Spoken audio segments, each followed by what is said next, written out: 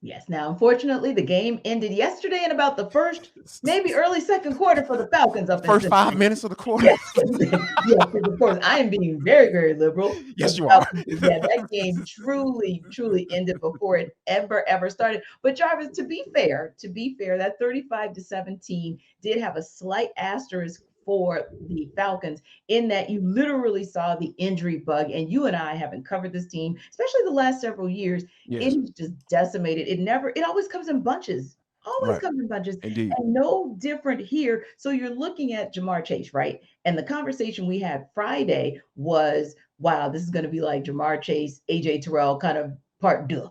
Right. Yeah, And yeah. we didn't really get that because poor AJ Terrell went down so soon that Cornell Armstrong, who was just called up from the practice squad, had to guard this dude who had like what 100 ended up with 133 yards receiving, something crazy. So, that whole part was like, dang, I just feel sorry for the homie. But anyway, it is what it is. You got thrown into the fire and that's what it was. But now that we know what we know that AJ Terrell could be down for a minute. We know that we're looking at some shakiness with Mike Ford, Jalen Hawkins, still D. Alford or whomever.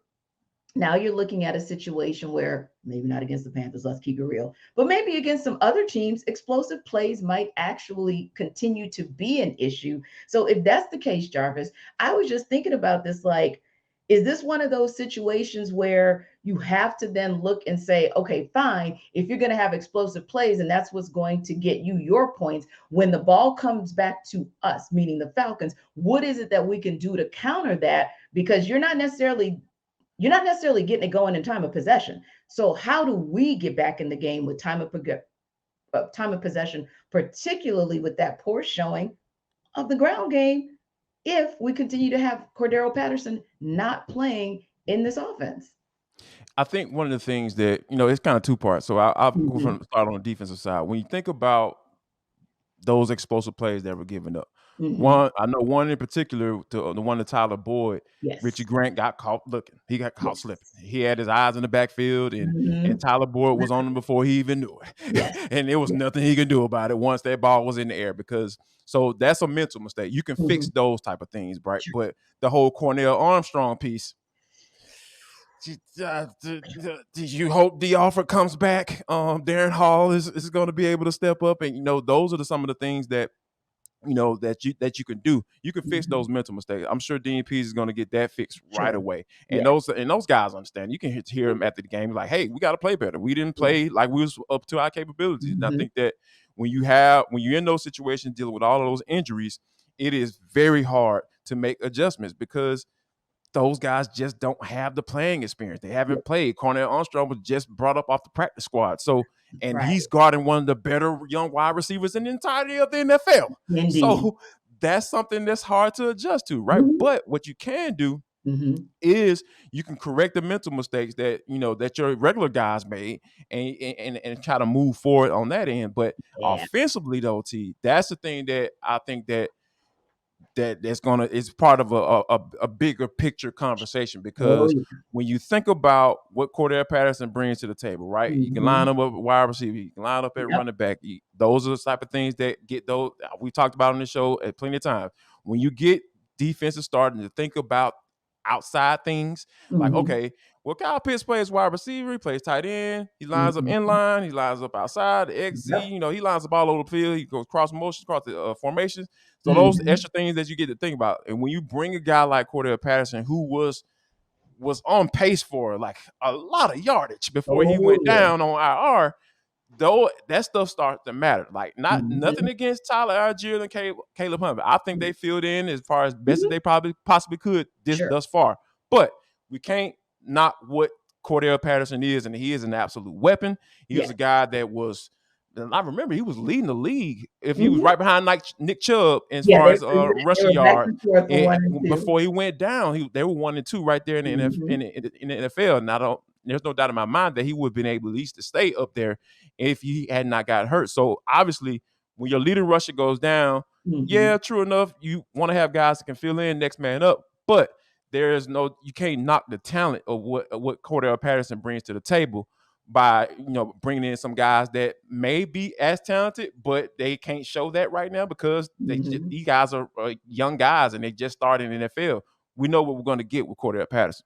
Yeah. Now, here's an interesting thing, Jarvis, and I'm going to throw just a little bit of an audible here, but Okay. you made me think of something with the point that you just made about CP, right? Right. Because of his versatility, he gives you something in the ground game that's a little more bruising. I just suspect that he would have been able to get a little bit more out of the ground game yesterday, but also, like you said, you can line him up as a receiver and he can just go.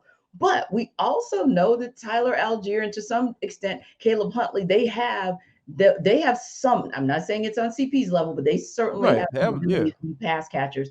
Now, I'm tying that back to our comments earlier about Marcus Mariota and comparing him to, say, just an example of Tua Tagovailoa and getting the ball out.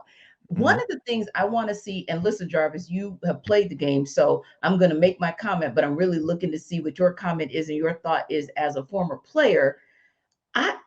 There are certain things, like you said about Richie Grant, that's an easy correction for Dean Pease because Richie Grant has come light years from where he was a year Yes, ago in indeed. terms of understanding the game and course correcting very quickly. Right.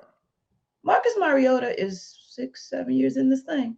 Mhm. I'm wondering, is there any way that Dave Ragone or somebody on that squad can get him back to saying, okay, can we at least on a consistent basis get you to release the ball quicker, just a hair quicker? Get to your check down person. He did that last week. That's why he got offensive player of the week. And I do understand that was a different defense, but was it not still the 49ers? I mean, it's It's still a decent. probably a better defense. That's what I'm saying. So I'm like, Yeah. you did it last week. Like Give or you take a few injuries, but it's still, Yeah, yeah, but it the was base of that still defense, there you yeah, go. they You're still still, yeah, facing a vaunted defense for all intents and purposes. So my yes. thing is you figured out a way to get the ball out of your hand quicker. You figured out a way how to see your check down man and get through your progressions and your reads much faster. I just feel like that's something that they need to keep drilling because if you're not going to go to the other guy, which obviously not because he must not be ready, then you got to find a way to tweak some of these things and utilize. Forget Kyle Pitts. We're not having that conversation today. Forget Yeah. even the Drake London with the one catch. We're not going to have that conversation. Let's talk about utilizing them and maybe getting your short passing game going and starting to do a little bit more in that space of play action. I just felt like maybe that was one area where we could have seen a little bit more to maybe get the quote unquote short passing game going and maybe get something started with Mariota and his limited skill set. Yeah, something has to be done. If you aren't gonna go to, which I don't suggest you do, Mhm. going throwing the football 25 to 30 times a game. I True, get true, it. true. I understand why he doesn't do that because let's just give it a buck Yeah. because we saw that dude over there right tackle. The dude from last year showed up, and it Yes. was very clear. Yes, yes. Arthur Smith doesn't. Ooh, do we have enough time in a day, Right. Jarvis? I don't know if we got enough time to get into that. However, T, Come back tomorrow. yeah, we can definitely get in that tomorrow for sure. We're gonna dig into that tape, T. You know how I Yes, get down. sir. Now, I think that, but with Arthur Smith though, Mhm. I say this time and time again. He is one of the better play callers in the Yeah. NFL because he puts his players in position to succeed. Mhm. Like some guys who are hard headed when it comes to play calling, the egos can get really big. You say, you know Mhm. what? You're gonna do it how I want you to do it. Yes. And some coaches may take Marcus Mariota and say, you know what? I don't care about your deficiencies as a passer, going through your progressions and going through your checks downs and not taking the sack and getting rid of the football. I don't Yes. care about that. We're gonna go out here and do it. If you're not able to do it, we're just gonna it's just what it is. But nah, Arthur Smith's not doing it. He's sticking within what the man can do, Mhm. and they ran into absolute buzzsaw. This was the worst case scenario because guess what, y'all, Mhm. Falcons fans, they're not gonna face Jamar Chase, Tyler Boyd, and T. Higgins every week. That's No. that's that's just that's the facts of the case, right? Those are the facts of the case. They're not gonna do that. So I think Mhm. that true enough, yeah, they got exposed. They ripped the band-aid off, whatever cliche you want to use. The Falcons got their butts handed to them, and it was at the worst possible time because, like I said, they were dealing with all these injuries in the secondary. And I think that those are some of the things you have to kind of keep in mind as you go through the season because true enough, Arthur Smith has to do something. Yeah. Dave Ragone has to do something. They have to put some stuff in there that's going to be easy for him to make those Mhm. reads and not necessarily one and go. Or if it's not there, take off a run. Or, you got to set up some check downs for him. Yes. Some Yes. that that he can go to once, if you get the right necessary look or the right coverage that you want, that the defense is going to give you. So all of those things kind of come into play when it comes to game planning. And Marcus Mariota is going to have to speak up about what he's comfortable with. He talked Yes. about how he's doing that now. He's going to have to do that even more because you're just as accountable for your success as Arthur Smith is.